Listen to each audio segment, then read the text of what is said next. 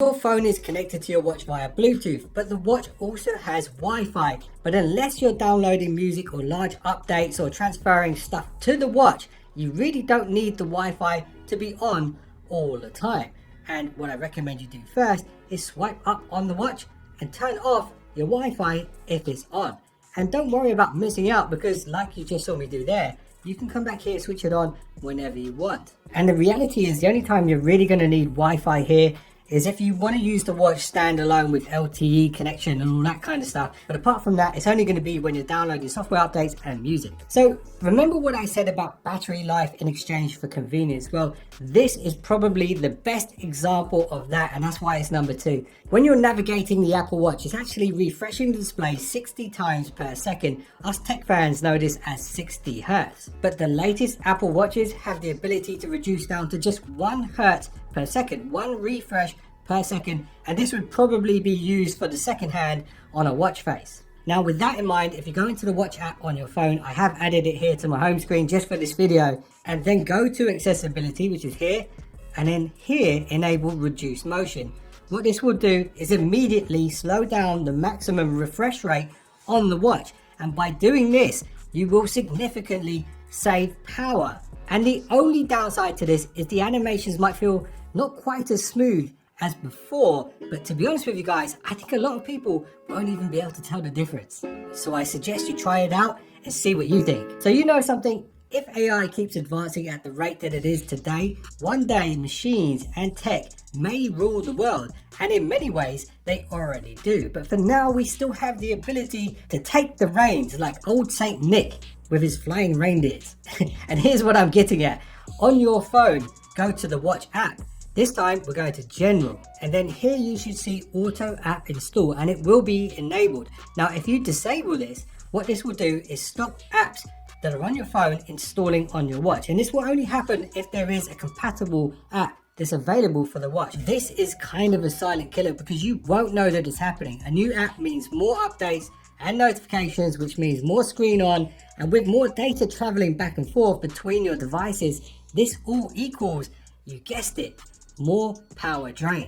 So now, off the back of what I just said about apps and notifications, I highly suggest that you reverse engineer Apple's default approach to this. It's very easy these days to get distracted, and this is an absolute must-do tip in my opinion. Not only is it going to help you save battery, but it's also going to help you focus, because when it's time to put in work, you know what you're expected to do, right? What do you expect me to do? Okay. So go to your watch app on your phone, go to the notifications settings here, scroll down, and you will see all of the apps that are sending you notifications. Now you might be wondering, which ones should you switch off? And the answer to that is every one. Now once you've done this, you can go back through this list one by one and be honest with yourself. Do you really need alerts from those apps on your wrist? Keeping in mind that most of these are going to alert your phone, which is probably in your pocket. And by doing this properly, you are going to save a lot of battery life here. Okay, tip number 5. This time we're going into general, and we're going here, auto launch. Now this is something that really annoyed me about the watch. Is every time I was watching YouTube or Netflix, the media controls will automatically pop up on the watch. And if I'm watching or listening to a long form podcast like Joe Rogan or Lou Later or something like that, I don't want to use the controls, but my watch is constantly lighting up, giving me the option to do so. Now if you're at the gym or working out, this could be useful, but remember, you are the human. You are still in charge of your tech, and you can manually open the controls, but maybe it's best that you do it when you decide to do it and on your watch. So in my opinion, it's a good idea to turn off auto audio apps, and it will save power, and it will stop your watch from lighting up like a Christmas tree whenever you're consuming media on your phone. So this is a big one, and I must emphasize the power saving trade-off for convenience here. So if you go back into the watch app, go back to general, and then here go to background app refresh. In the similar reverse engineering fashion that I showed you guys with the notifications, we can go through this and switch them all off, or we can hit the switch at the top, which switches them all off altogether. Now you could leave them all off.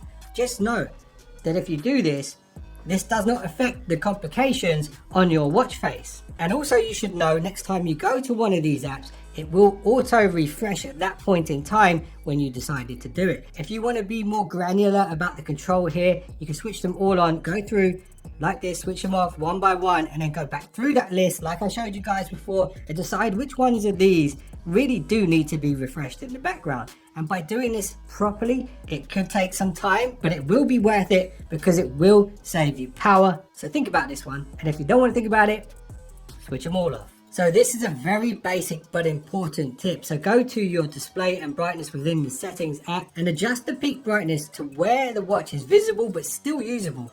And you might find that if you live in a bright sunny part of the world, you have to keep the screen quite bright. So take that into consideration. And the idea here is if you're okay with reducing the brightness of the display, you can save power. And it might be a bit of a feeling out process, so test it out and decide how bright the screen really needs to be. Number 8. So listen here, if you didn't want to do that last tip, I totally understand. You might feel that it'd be a nuisance and maybe you're strained to see the lower lit screen, in which case leave the brightness where you had it in the first place. And if that's you, then this is a good option for you that will allow you to have the screen as bright as you want it to be, but also help you save power at the same time. And this is how you do it. Go to display and brightness and switch off this setting here, which is wake on wrist raise. So if this is left on every time you're having your morning coffee or evening beer or eating food, if you raise your wrist in a certain way that the watch thinks you're trying to read the time, it will light up. Now think about how many times this could happen per day or on a pub crawl. And once again, it's man versus machine. By switching off the raise to wake autopilot control that's built into the Apple Watch, you can actually claw back some battery power by manually touching the screen to wake it. And on top of that, if you do decide to switch this off, John Connor will be proud. Now this one is one of my favorites, not just because it saves battery power, but also because it's an awesome hidden feature that is not on by default in the display settings here. If you go to always on display and switch this off, so on some Android watches, doing this extends the battery life up to 50%. So doing this here on the Apple Watch is an instant win. I can't tell you the exact percentage, but at the same time, when you do this, you unlock an awesome new effect. Well, now when you turn the dial, you can slowly brighten the screen ever so slightly if you want to, and then turn it back down. Number 10. So listen here. Life is not all sunshine and roses, and sometimes it's better to look at things in black and white so we can focus on the task at hand. And we can do this by going to accessibility here on the app and enabling grayscale. This will massively reduce power consumption. This kind of turns your Apple Watch into maybe the smartest LCD watch that was ever made, and doing this does not limit the functionality in any way at all. So if you don't mind your watch looking like a classic retro Game Boy, then like Super Mario would say, woohoo, let's go, you're about to save some power.